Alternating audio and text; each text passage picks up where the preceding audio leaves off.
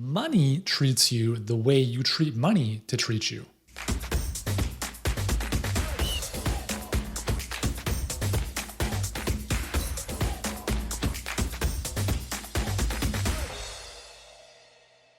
Hey, what's going on, guys? Yuri here.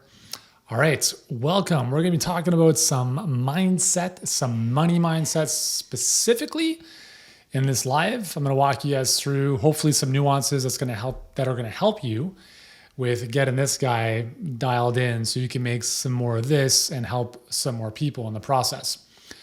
So if you are joining me live, let me know in the comments below where you are joining in from. You can just type in hashtag live and then where you live or where you're tuning in from. If you're watching the replay, just type in hashtag replay and where you are in the world at this moment. It's always good to connect with everyone and get a sense of where everyone's at. So yeah, let me know in the comments below. Okay. So let me share a story with you that I think will give some really interesting perspective here. I was having a conversation with our clients. So I run a call every morning with our clients. And one of the conversations on Monday was one of our clients had initially some really good numbers.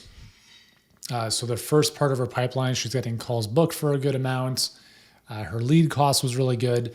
She was getting on the phone with people, but her conversion rate was a little bit lower than she wanted, right? So it was, 1 out of 8 people who said yes. So not the ideal conversion ratio to really scale. And so we talked about, okay, cool. Well, what do you think you have to work on? And obviously it was, the phone call, right? Getting better at converting those prospects. So one of the things that we looked at is I asked her this question. I said, well, where do you want to be revenue-wise? How many clients do you want to be working with? And so we started reverse engineering the math. And the reason I did that is because a lot of times when you are afraid of something, it's because you don't understand the thing you're afraid of. So in the context of this conversation, the reality is that this client needed to up her ad spend to get more conversations in order to achieve the enrollment number of clients that she wanted to hit. So why was that not happening?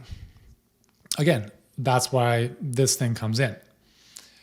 Another one of our clients who is obviously a little bit further along, has been doing this for a little bit longer, really good numbers across the board, right? So she's getting people on the phone for $50, enrolling clients for under $200 into a $5,000 program. And I'm like, the return on that is crazy. How much are you spending on ads a month? And it was like $2,000. And I was like, why are you not spending $20,000 or $50,000 or $100,000? And obviously, the simple answer to that is I can't take all those enrollment calls. I can't possibly handle all those clients by myself. So naturally, there's a bit of a limit. But I asked her, I'm like, what could you handle with your current setup? And it was definitely more than she was. And so this is, these are the conversations that I have on a fairly routine, regular basis with our clients, let alone everyone else. And I want to talk about this because there's a lot of opportunity when you see. I think there's two things that we're afraid of. We're afraid of success and we're afraid of failure. So in the context of this, like this last example, I said, it's a fear of success thing. It's a fear of what happens if this works too well and I get overwhelmed with business. Like I can't handle all that. Then that's kind of what happens. In the other scenario, it's like, well, what if this doesn't work out in the first place? And so there's that fear mindset.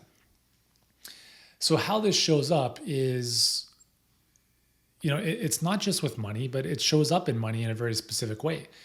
If you are afraid of doing something, you're less likely to invest in doing that thing, right? So in the context of our world, the perfect client pipeline, if you're afraid of losing money, then you will not invest money, even though you know that it's going to make you money, right? You're coming from a position of lack, right? What if this doesn't work out? I don't have enough already. I have to make sure that I have enough set aside for cat food or my rent or my mortgage or whatever.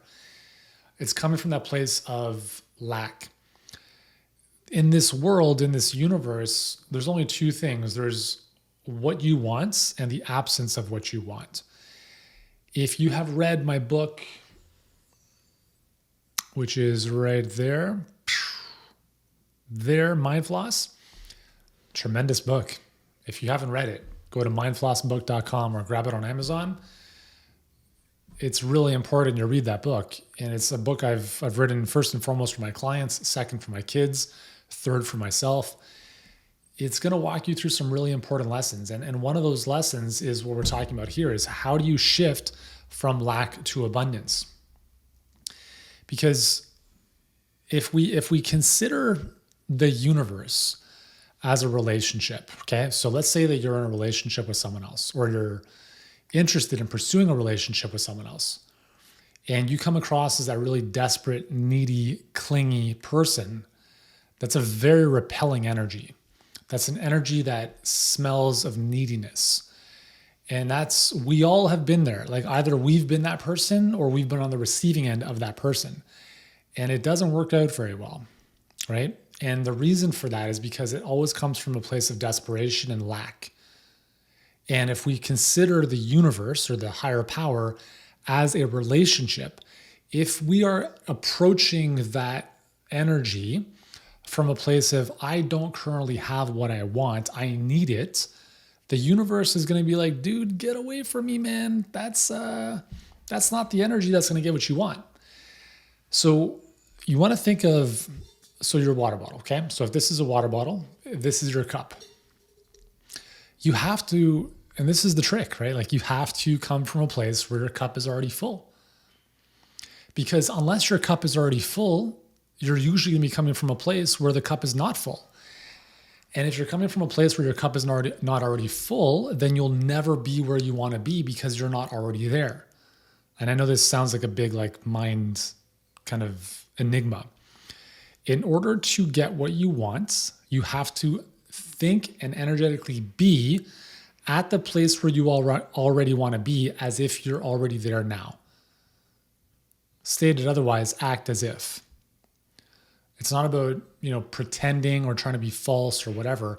It's you have to know in your being that where you want to be is where you are right now. And I know this is not easy. I'm not suggesting that it's easy, but this is the work you have to do.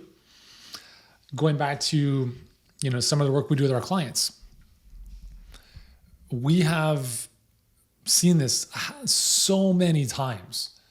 Client goes away for 2 weeks on vacation. They're on the beach, having a great time. All of a sudden, things take off in their business. They come back, they get back into the grind, they get worried, they get anxious, they try to force the issue, things slow down. I've noticed this in my own life. I go on vacation like a couple days ago. I went on a full day drive with a couple friends, and we had a tremendous day, and I had nothing to do with that. And I've realized even if I go on vacation or, take some time off, the less I focus on my business or in my business, the more I just, let it all go within reason, obviously, the easier things flow. And this is the journey that we have to go through as entrepreneurs is this constant, I don't even want to say battle. It's just this constant awareness of doing what you need to do to move things forward, but at the same time, completely relinquishing the need for it to happen. Detaching from the outcome. It's all good, right? Why would I stress about it? Just think about it from this perspective. So let's say that your goal is to have $10 million in the bank, right? And for some of you, that might be a stretch. You can't even get there mentally. For some of you, that might be like, yeah, that'd be amazing. Let's just say that's the goal for a second. You want $10,000 cash in your bank. So what is stopping you from believing it's already there right now? Because if you really think about it, all you have to do is trick yourself to believe that that's true. You can log into your bank right now and you can look at your balance and you can see what's there, right? So you could do that, and you should obviously, have a good sense of where your finances are at. But who's to stop you from going there in your mind and opening up your bank accounts, your online banking in your mind, and seeing $10 million in your bank accounts, in your mind? Who's stopping you from doing that? No one other than yourself, right? And it might be like, well, Yuri, I can't even envision that. Again, let's just, for the sake of this example, Let's say that is what you want, right? $10 million in your bank. But I can't even envision it. That's okay. When I played soccer, I was a goalie. And I always had an easier time diving to my left. Less so diving to my right, although I still could dive to my right. It just wasn't as natural and fluid. And when I really started to break this down, what I noticed was I had a mental block in my mind visually about visualizing myself like diving over a hurdle to my right. Like in my mind, it felt there was resistance there. Like I couldn't do it properly in my mind. To my left, no problem. And that's how it showed up in reality until I really started to rework the wiring. And it wasn't easy at first. It was like, okay, it feels really clunky and it's not clean. All right, keep grooving the pattern, keep grooving those tracks. Eventually it becomes more natural. And obviously in practice, in real life, it started to reflect that. So going back to this bank account example, if you want $10 million in your bank account, you have to visualize as if it's already there. Like it's not even visualize. You have to feel as though it's there. Like there's not even like, will it be there? Anxiety in your stomach, butterflies, like none of that stuff. It's like, you know it's there as if you were to just press a button on your browser and open up your bank account and boom, it's there. Again, it's very uncomfortable at first because your nervous system, your brain has been grooving tracks for I don't have enough or I only have this amount in my bank. And now we're essentially saying, well, this is the track that's been grooving. We're going to start another track and groove this one. It's going to take some time and practice. So we have to visualize, not just visualize, we have to feel the sense of knowing that it's there, even when it's not. And this is the big conundrum, is accepting reality, but not living in your reality. Okay, let me repeat that. Like accepting the truth of what is now. So if you want $10 million in your bank, but let's say you log into your bank and every single 2 weeks, it's like zero because you get money coming in and money goes out. You have to get to a place mentally where you're not even fazed by what you see in actuality because your reality is up here. And it sounds like you might be like, Yuri, I don't know, you're a little bit delusional here. What's the alternative? The alternative is you accept reality and you become hopeless? No. Everything that you want in your life starts up here. And you have to come from a place of knowing that it's going to happen.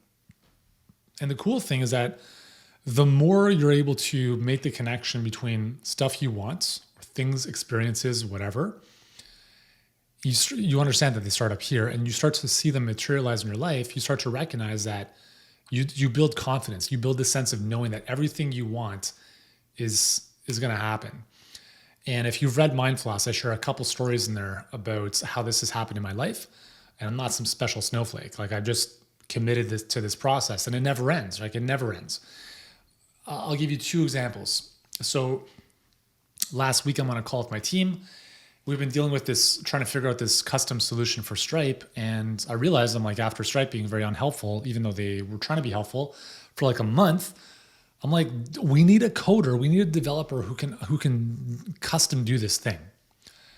And literally like one of our team members is like, well, so like the next day, like I'm thinking about this, okay? And I'm thinking about this for a couple of days now.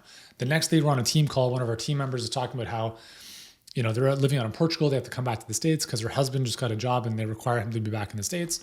And I'm just like, well, what does your husband do? She's like, oh, he's a coder and developer for a financial institution. Like he's really high level.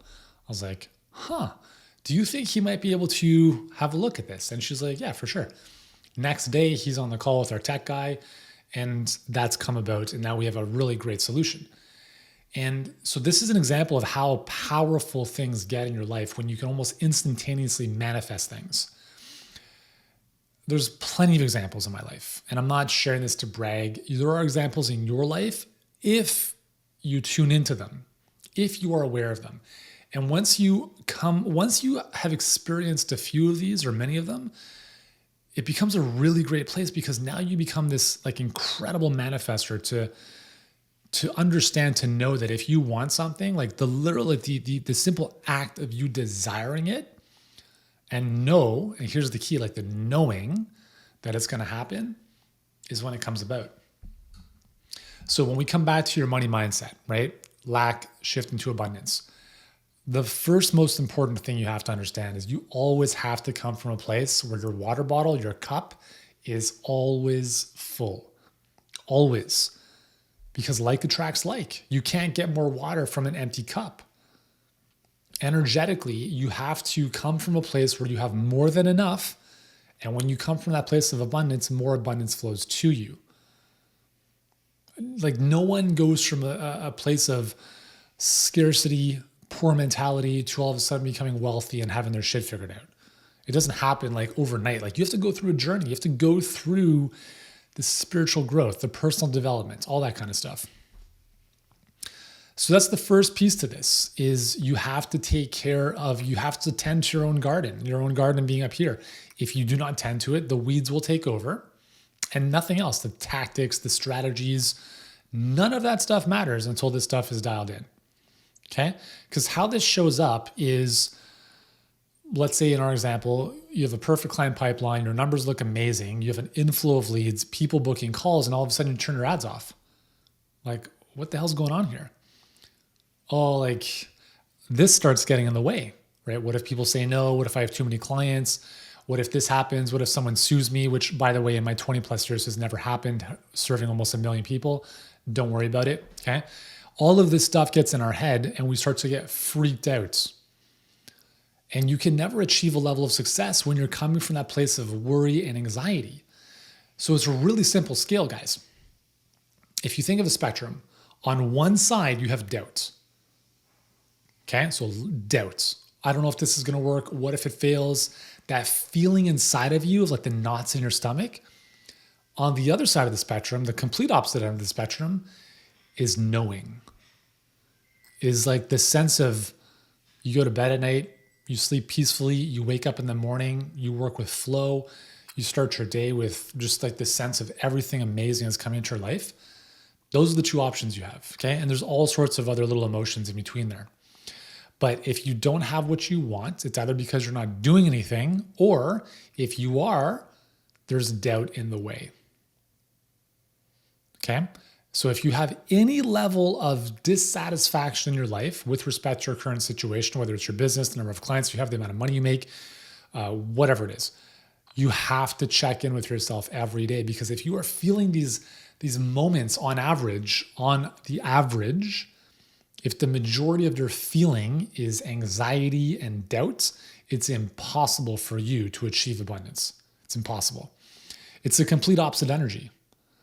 But if you come from this place of knowing where everything is always working out for you, it's all good. And that, like, again, I'm not saying it's easy, but you have to be aware of this and do the work. Because otherwise nothing else, like you could win $1 million tomorrow and you'll still have these feelings of anxiety and like, what if it disappears? And this is why statistically a lot of lottery winners go bankrupt within 2 to 3 years of winning the lottery because they don't have the skill set, number one, to acquire the money. Number two, energetically, they're not the type of person that's required of them to hold and grow the money, so they lose it. You can only manage what you can manage at any given time, right? If I have this bottle of water, so this is a 750 milliliter water bottle, I can't have 1 liter of water in here because I can only carry 750 mils. In order for me to have more water, I need a bigger water bottle. In order for you to receive more, you must become bigger, not fatter. I'm talking about a bigger version of yourself. You have to develop the capacity, the knowing, the energetic frequency to be able to accept more. My license plate, one of my cars, is vibrate high. It says it all. You have to be vibrating at a higher level consistently to attract more high vibrational things into your life. People who feel shitty all the time attract shitty things into their life. It's really that simple, right? I tell my son, Luca, he's a friggin' prick sometimes. I'm like, dude, you are being an asshole to your brother. Or, he did something to a friend's house the other day and I'm like, dude, if you ever do that again, you'll live on the street, okay? I'm like, you put this energy out into the universe, it's going to come right back at you like a boomerang in the face. And so he needs to learn this lesson, and hopefully, we can guide him through that. But in life, like, shitty energy attracts shitty things. Great energy attracts great things. And the more you put out, the more energetically, the more vibration you put out into a good vibe, the more good stuff's going to come to you, right? If you're having a conversation with someone and you're like, how's your day going? And the first thing they say is, well, there's no use complaining. Just done. We're done. Gonzo. That relationship is over. Now that sounds ridiculously crude, obviously, but that is the energy that a lot of people are living with. Or like they're complaining about whatever's happening around them they have no control over. You have to you have to guard your inputs. You have to guard this friggin' sanctuary, which is your mind. Because everything in your business, everything in your life is a reflection of what's happening up here. Okay? So again, you can have the tactics, you can have all the spreadsheets and know what to do, but if you're coming from a place of like anger, lack, fear, doubt, it's all for naught. It's all for naught. But when you can come from a place of knowing, like things are always working out for you, you do the work from a place of inspiration, from a good vibration, great things happen, right? And I know that's not super tactical, something you can sink your teeth into, and it sounds a little woo-woo, which it is, right? But listen, like life is woo-woo, right? We're spiritual beings having a human experience. That's the way it goes, right? So anyways, I don't need to belabor this too much longer, but if this has been valuable for you guys, let me know in the comments what has been most useful for you from this conversation. And listen, everyone is at a different place with respect to this whole journey. And how this shows up is, how much you charge for your work. Do you undercharge? Probably. Even if you charge $10,000 an hour, you're undercharging if you can help someone transform their health, right? But why do some people get stuck at charging $1,500 while someone else is charging double that? Right? What's the difference? Like, let's say the same deliverable. It's all up here. Pricing is an internal game. It's not about, oh, that person's charging this, therefore I'm going to charge that. Even if you have that conversation, the reason you feel that way is because for some reason you don't think you're good enough. But if you internally know that you're deserving of everything you want in this world, who else is doing whatever else becomes irrelevant. I don't care what other people do in our space, because what happens, a lot of our clients come to us after having gone through those other programs because they got a good kind of start, but it wasn't enough to get to the next level. Our clients come to us and we tell them, this is going to be hard as hell, right? Tell me why you're going to do well at this. It's not going to be easy. If you want easy, sit on the couch. You're not going to build anything great with easy. So I just want to be fully transparent that it's going to be hard. Do you have what it takes to do the work? Because I promise you, not only will your business grow, but you will grow as a person in ways you never thought possible, because you're going to come front, face, and center with these demons inside of you. What if this doesn't work? What if this works? Holy shit, it's working. Oh, they said no. What if all of this stuff comes to surface, and you have to be able to address that stuff. You cannot have business growth before personal growth. So we're talking about money and mindset, but it's all the same stuff. It's like health, wealth, relationships, happiness. It's all the same stuff. Everything's the same. I've said this in my book, The All Day Energy Diet, many years ago, and it's still true today. Energy is everything, and everything is energy. How you show up is everything in life. Woody Allen said 80% of success is showing up. I would rephrase that to be how you show up is 80%. Okay? That's the big distinction. It's how you show up energetically is the big thing. I'll finish with this. One last story. I help on a daily basis our clients get better on the phone, having sales conversations, right? So one of our clients, she's had a lot of calls. She's had a lot of calls, and I think she's had one enrollment. And again, like I speak to her almost every day. So I told her, I'm like, here's what I'm seeing. Okay. Can I be honest with you? It's not your offer. it's not your program. Because in your market, to this very same demographic, we have another client who's enrolling 1,200 clients per month at $7,000 each. Exactly the same target market.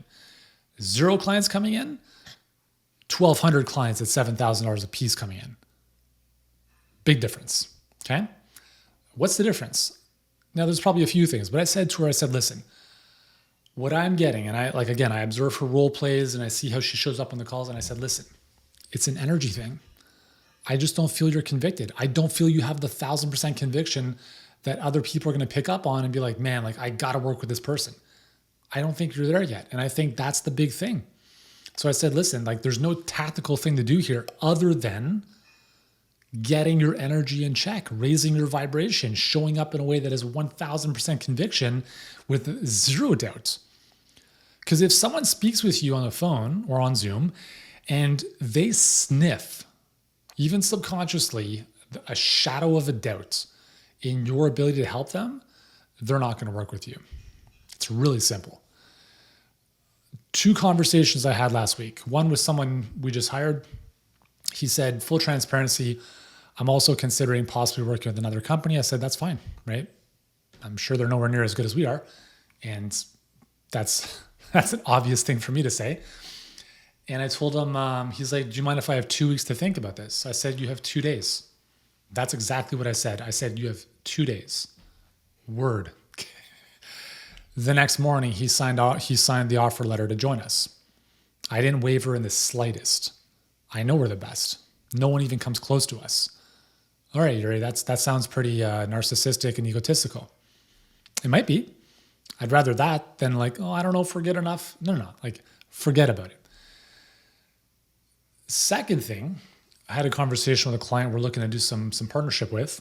And he said, is the split, because we're doing a bit of a rev share. He's like, is the split negotiable? And here's what I said. No. Literally like that. No. It wasn't, well, maybe. It was no. Because I knew where my ground was. I stood in my power. And here's his response. Okay, cool. I just thought I'd ask. And that's it. All right, guys. So there's a saying that, I don't think I invented this, but it's something I use. People treat you the way you train them to treat you.